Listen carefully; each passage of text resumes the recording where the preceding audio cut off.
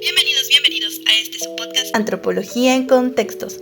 El capítulo de hoy será titulado La vida urbana y el terruño de México, donde exploraremos cómo eran las ciudades mexicanas en el siglo XIX y cómo se entrelazaban las historias locales con dinámicas nacionales.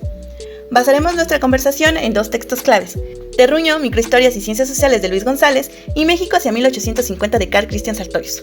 Nuestro enfoque será el concepto del terruño, el papel de la microhistoria y su importancia dentro de las ciencias sociales. Para ello, buscaremos entender cuáles son las categorías, conceptos, propuestas metodológicas de cada uno y culminar en una reflexión de cómo ambas pueden ser aplicadas en conjunto. Luis González y González fue un destacado historiador mexicano, pionero de la microhistoria. Carl Christian Sartorius fue un terrateniente y diplomático alemán que vivió en México durante buena parte del siglo XIX. En su entender que el objetivo es introducir a sus lectores en esta sociedad con el objeto de que puedan formarse una idea de cómo marchan los asuntos públicos. En lo que respecta a su propuesta metodológica, podríamos pensar desde un enfoque etnográfico el recorrido de la vida cotidiana en las ciudades, parte por definir el concepto de la ciudad. Para él, las ciudades llevan impresas las características de la vida y costumbres del pueblo, donde la plaza pública hace alusión al foro, se escuchan las noticias de cualquier acontecimiento, se efectúan las festividades cívicas y de la iglesia. Pasaremos a los portales, al cuartel general, la casa del ayuntamiento, el tribunal de justicia, las oficinas de los abogados y de los notarios públicos. Retomaremos a los claustros. En ellos, muchos de los ornamentos antiguos de oro macizo y de plata fueron trasladados a escondites seguros en virtud de que Antonio López de Santa Anna no los obtuviera. Para ello, eran estas exportaciones que duraron algún tiempo. Cuando Santa Anna se enteró del asunto, los prohibió. Partidos políticos. Uno de los elementos centrales en su análisis es la organización política de México, marcada por la inestabilidad y la fragmentación. Sartorius aborda cómo los partidos políticos y las facciones influyeron en la dinámica social, creando un panorama de conflicto y cambio.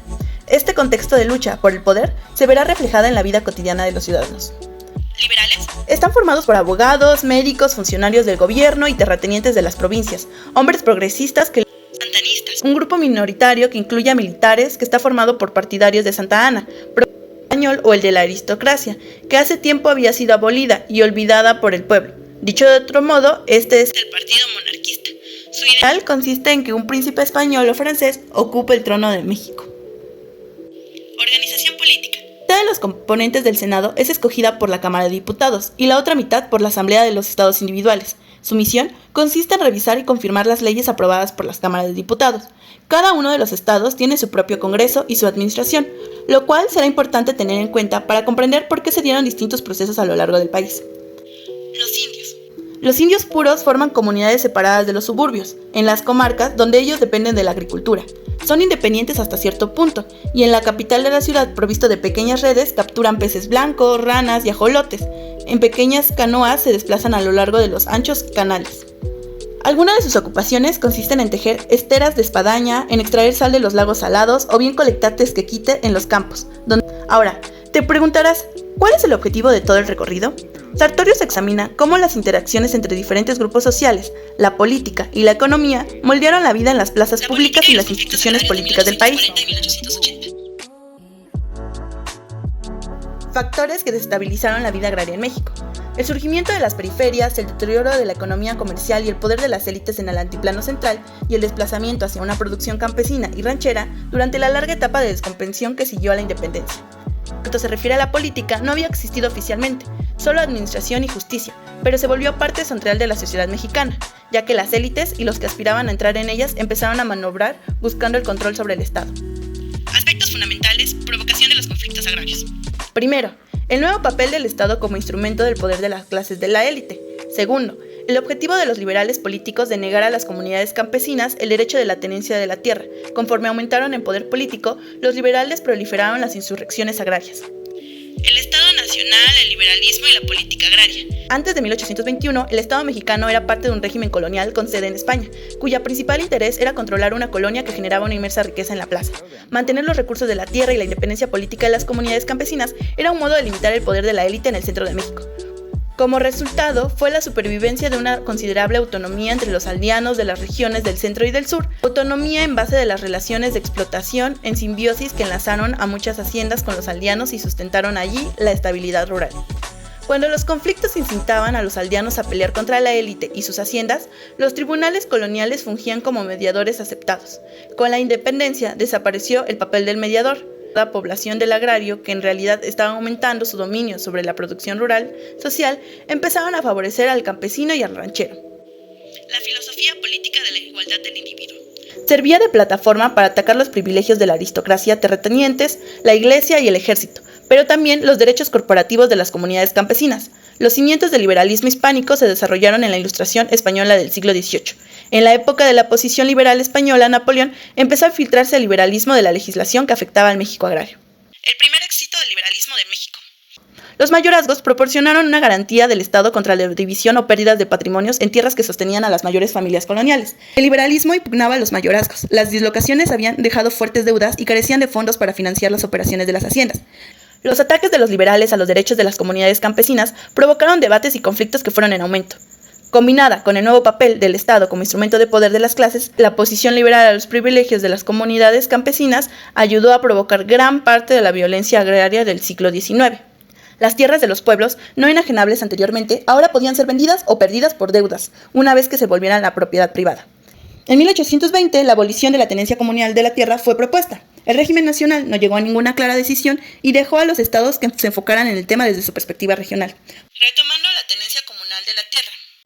Cada uno de los estados tiene su propio Congreso y su administración. Por lo tanto, el Estado de México permitió que subsistiera la tenencia comunal de la tierra, mientras que Jalisco la declaró abolida. El Estado de Jalisco aprobó en 1825 y en 1828 leyes que ordenaban la privatización de las tierras comunales.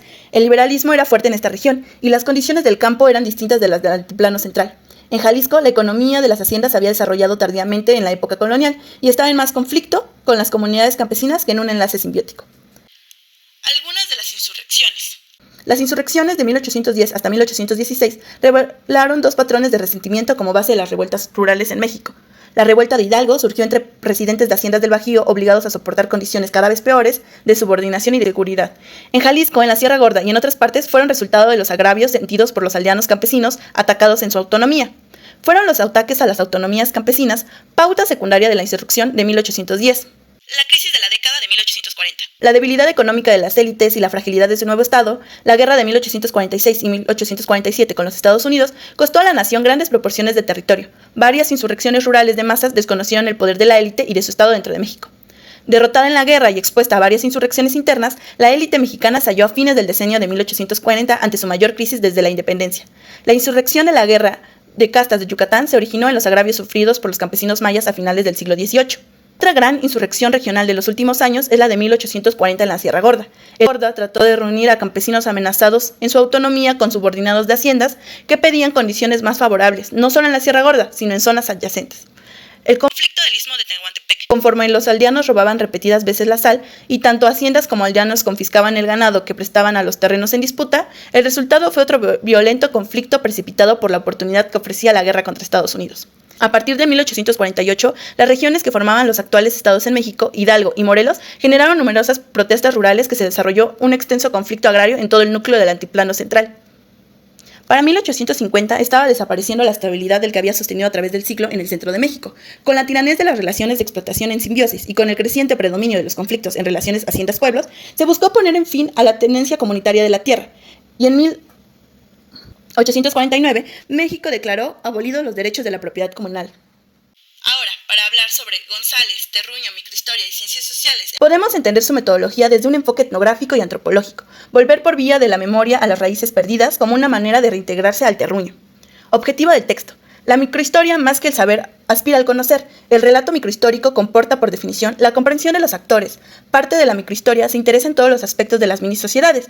La historia sin más, y sobre todo los tiempos que corren. Pretende ser científica hasta en las etapas de regreso del fondo histórico. ¿Qué es un terruño? Un terruño es un espacio corto, abarcable de una sola mirada, hecha desde las torres del templo parroquial o desde una loma. Un terruño en México equivale a un municipio o una parroquia. Es por lo menos 10 veces más pequeño que una región.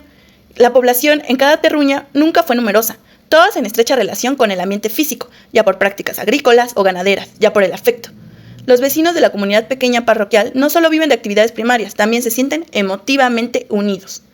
Configuración del terruño. Cada terruño posee sus límites administrativos que se conocen entre sí. En las comunidades pequeñas, las ligas de orden social son poco económicas y muy sanguíneas y emotivas. En cuestión de discordias, las luchas entre familias le hacen sombra a las luchas de clases. En terruño como individual, pero colectivo. Sería exagerado decir que en cada terruño imperan valores culturales totalmente propios. una filosofía y una ética diferentes o una distinta visión del mundo.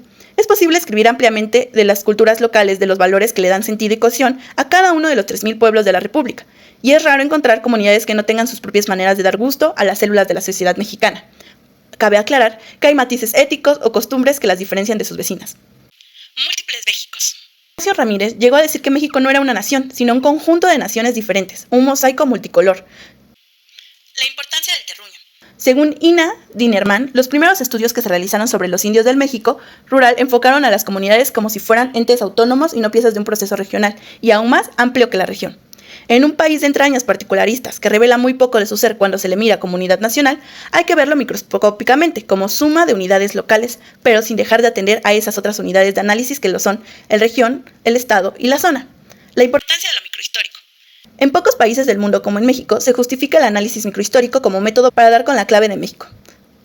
Distintos tipos de microhistoriadores. Existen los viejitos todistas, aquellos que hablan de la patria chica, o que le podríamos hacerle, además de microhistoria, historia matria, el microhistoriador espontáneo, el microhistoriador edípico, las microhistorias tradicionales con carácter intelectual. Los macrohistoriadores tradicionales han dejado muchos testimonios de su existencia, no así la gente humilde y la vida cotidiana, objetos de la microhistoria. La microhistoria en comparación de la macrohistoria. Finalmente, González aboga por una conexión entre la microhistoria y la macrohistoria, sugiriendo que el estudio de caso específico puede ofrecer una perspectiva única sobre fenómenos más amplios al analizar cómo las experiencias locales reflejan y desafían las narrativas históricas dominantes. Podemos construir un entendimiento más completo de la historia de México. La microhistoria que se ha venido haciendo en México en los últimos años se sirve también de libros viajeros y de reportajes para la prensa periódica. Tampoco el macrohistoriador se sirve de archiveros, bibliógrafos, arqueólogos, silógrafos, lingüistas, filósofos, cronólogos y demás profesionales de la disciplina auxiliares de la historia. El historiador llega a lo microhistórico a través de un arduo viacrucis cuya última estación es la hermenéutica.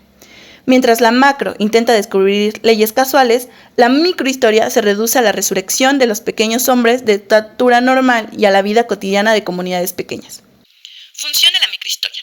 La microhistoria sirve para señalar las lagunas en los territorios de las otras ciencias sociales, una función desmitificadora cuando irrumpen en el mundo del conocimiento de las pseudociencias. También nutre y no únicamente cura, cuida de caer en la excesiva confianza que conduce la ciencia.